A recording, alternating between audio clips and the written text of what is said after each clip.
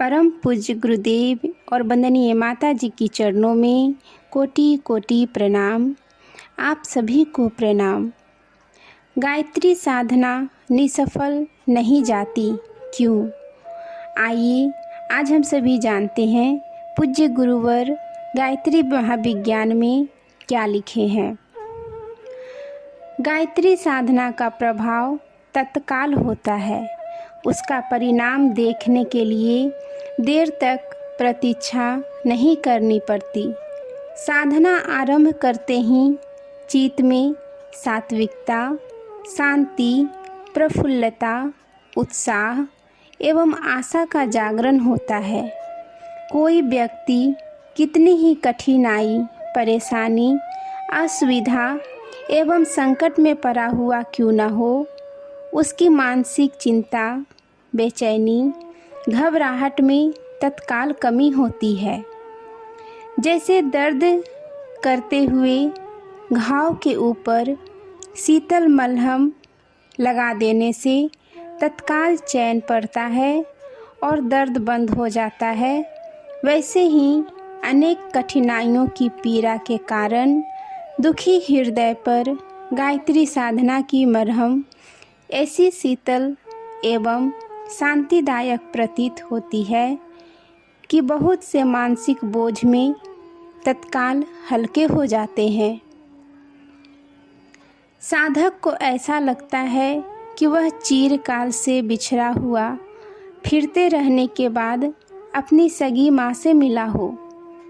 माता से बिछड़ा हुआ बालक बहुत समय इधर उधर भटकने के बाद जब माता को ढूंढ पाता है तो उसकी छाती भर जाती है और माता से लिपटकर उसकी गोद में चढ़कर ऐसा अनुभव करता है मानो कि जन्म जन्मांतरों की विपत्ति टल गई हो। हिरण का बच्चा अपनी माता के साथ घने वनों में हिंसक जानवरों के बीच फिरते हुए भी निर्भय रहता है। वह निश्चिंत हो जाता है कि जब माता मेरे साथ है तो मुझे फिक्र क्या। हिरनी भी अपने शिशु शावक की सुरक्षा के लिए कोई बात उठा नहीं रखती। वह उसे अपने प्राणों से के समान प्यार करती है। माता का प्यार उससे कदापि कम नहीं होता। भली और बुरी परिस्थितियाँ तो प्रत्येक मनुष्य के सामने आती ही रहती है। सुख दुख का चक्र संसार का साधारण नियम है। सामान्य श्रेणी का मनुष्य इससे निरंतर प्रभावित होता रहता है और कभी तो अपने को सौभाग्य में सरोवर में तैरता अनुभव करता है और कभी आपत्तियों के दलदल में फंसा हुआ।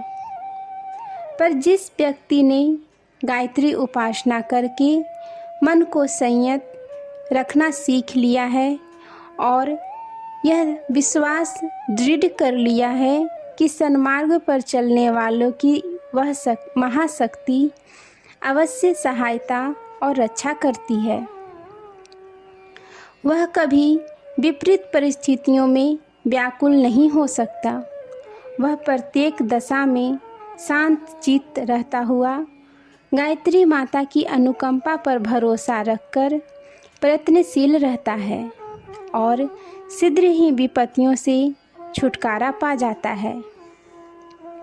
गायत्री साधना की यह विशेषता कि उससे तत्काल आत्मबल प्राप्त होता है, जिसके कारण मानसिक पीड़ाओं में तत्क्षण कमी होती है। हमें ऐसे अनेक अवसर याद हैं जब दुखों के कारण आत्महत्या करने के लिए तत्पर होने वाले मनुष्यों के आंसू रुके हैं और उन्होंने संतोष की सांस छोड़ते हुए आशा भरे नेत्रों को चमकाया है। घाटा, बीमारी, मुकदमा, विरोध, गृह कलेश, शत्रुता आदि के कारण उत्पन्न होने वाले परिणामों की कल्पना से जिनके होठ सूखते रहते थे, चेहरा विषादग्रस्त रहता था, उन्होंने माता की कृपा पाकर हंसना सीखा और मुस्कुराहट की रेखा उनके कपोलों पर दौड़ने लगी। जो होना है होकर रहेगा, प्रारंभ भोग हमें स्वयं भोगने पड़ेंगे। जो टल नहीं सकता उसके लिए दुखी होना व्यर्थ है। अपने कर्मों का परिणाम भोगने के लिए वीरोचित बहादुरी को अपनाया जाए। इन भावनाओं के साथ वह अपनी उन कठिनाइयों को तृणवत तुच्छ समझने लगता है जिन्हें कल तक पर्वत के समान भयंकर और दुरस्त समझता था। जिन लोगों को यह भय था कि उन्हें सताया जाएगा, दुख दिया जाएगा, न जाने क्या क्या आपत्तियां उठानी पड़ेगी, भविष्य घोर अंधकार में रहेगा, उनके मन में साहस का उदय होते ही यह विश्वास जम गया कि मुझे अविनाशी आत्मा का कोई कुछ नहीं बिगाड़ सकता। दिन के बाद रात और रात के बाद दिन आना निश्चिंत है। इसी प्रकार सुख के बाद दुख और दुख के बाद सुख आना निश्चिंत है। यह तो नहीं हो सकता कि आज की कठिनाइयाँ सदा बनी रहे और उससे छुटकारा पाने का कोई उपाय न निकले। यदि कोई कठिनाई आई भी तो यह निश्चिंत है कि उसकी भयंकरता कम करने के लिए कोई न कोई नया उपाय भी भगवान अवश्य सुझावेंगे। इस प्रकार अनेक साहसपूर्ण विचार मन में उठना आरंभ हो जाते हैं और आत्मबल के कारण साधक की आधी कठिनाई तो तत्क्षण दूर हो जाती है। उसका सोता हुआ मन अपने विषाद से छुटकारा पा जाता है। आशा और उत्साह की किरणें उसे अपने चारों ओर फैली दिखाई देती है। जो प्रभु राई को पर्वत कर सकता है और पर्वत को राई बना सकता है, वह हमारे भाग्याकाश का अंधकार मिटाकर प्रकाश भी चमका सकता है। इस विश्वास के साथ गायत्री साधक में आशा एवं उत्साह की तरंगे हिलोरे लेने लगती है। अनेक बार तो गायत्री उपासना की कठिनाइयाँ ऐसे अचरज भरे ढंग से हल होती है कि उसे दैवी चमत्कार ही कहना पड़ता है। ऐसी घटनाएं हमने स्वयं अपनी आँखों से देखी है कि जहाँ सब लोग पूर्ण निराश हो चुके थे, कार्य सिद्ध होना असंभव हो रहा था, भय एवं आशंका की घड़ी बिल्कुल नज़दीक आ गई थी और मालूम पड़ता था कि विपत्ति का पर्वत अब टूटना ही चाहता है। लोगों के कलेजे धक धक कर रहे थे कि अब विपत्ति निश्चिंत है, रक्षा का कोई उपाय कारगर नहीं हो सकता। ऐसे परिस्थितियों में यकायक जादू की तरह परिवर्तन हुआ है। परिस्थितियों ने ऐसा पलटा खाया कि कुछ से कुछ हो गया। अंधकार की काली घटाएं उड़ गई और प्रकाश का सुनहरा सूरज चमकने लगा। ऐसी घटनाओं को देखकर सहसा यह शब्द मुँह से निकले, प्रभु की कृपा से कुछ भी असंभव नहीं है। तुलसीदास जी की मूक होहि वाचाल पंगु चढ़ी गिरवर गहन वाली मान्यता अनेक बार चरितार्थ होती देखी गई है। कई बार अत्यंत प्रबल प्रारंभ इतना अटल होता है कि वह टल नहीं पाता। हरिश्चंद्र, पांडव, राजा नल, दशरथ सरीखे महापुरुषों को प्रारंभ के कुचक्र की यातनाएं सहनी पड़ी। यद्यपि उनके सहायक, संबंधी और गुरुजन अत्यंत उच्च कोटि के आत्मशक्ति संपन्न थे, फिर भी दुर्भाग्य टल न सका। जहाँ ऐसे अनिवार्य अवसर होते हैं वहाँ भी गायत्री महाशक्ति के कारण प्राप्त हुए आत्मबल के कारण मानसिक त्रास तत्क्षण कम हो जाता है और साधक विषाद, दीनता, कायरता, बेचैनी, घबराहट, निराशा, व्याकुलता का परित्याग करके साहस और धैर्यपूर्वक परिस्थितियों का मुकाबला करता है और हंस खेलकर संतोष और शांति के साथ बुरी घड़ियों को गुजार लेता है। वेद माता की आराधना करना एक प्रकार का आध्यात्मिक कायाकल्प करना है। जिन्हें कायाकल्प की विद्या मालूम है वे जानते हैं कि इस महाअभियान को करते समय कितने धैर्य और संयम का पालन करना होता है। तब कहीं शरीर की जीर्णार्थ दूर होकर नवीनता प्राप्त होती है। गायत्री आराधना का आध्यात्मिक कायाकल्प और भी अधिक महत्वपूर्ण है।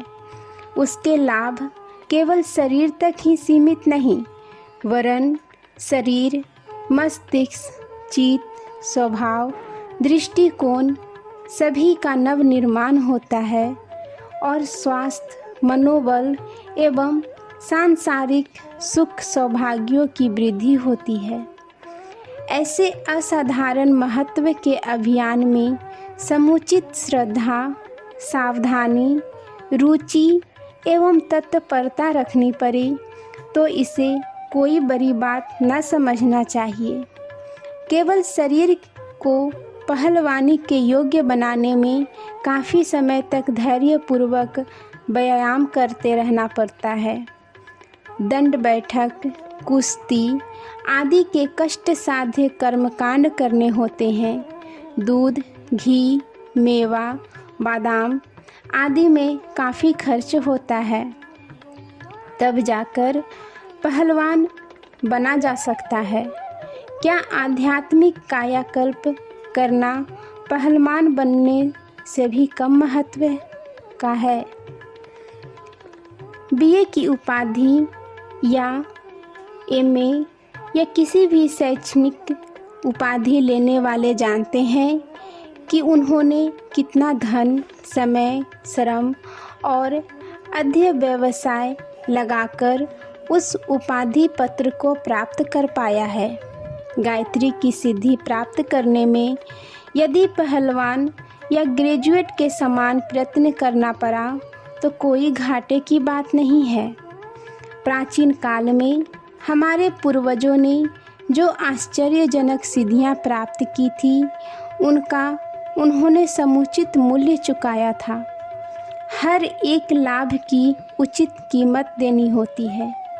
गायत्री साधना का आध्यात्मिक कायाकल्प यदि अपना मूल्य चाहता है तो उसे देने में किसी भी ईमानदार साधक को आनाकानी नहीं करनी चाहिए। यह सत्य है कि कई बार जादू की तरह गायत्री उपासना का लाभ होता है। आई हुई विपत्ति अति शीघ्र दूर होती है और अभीष्ट मनोरथ आश्चर्यजनक रीति से पूरे हो जाते हैं।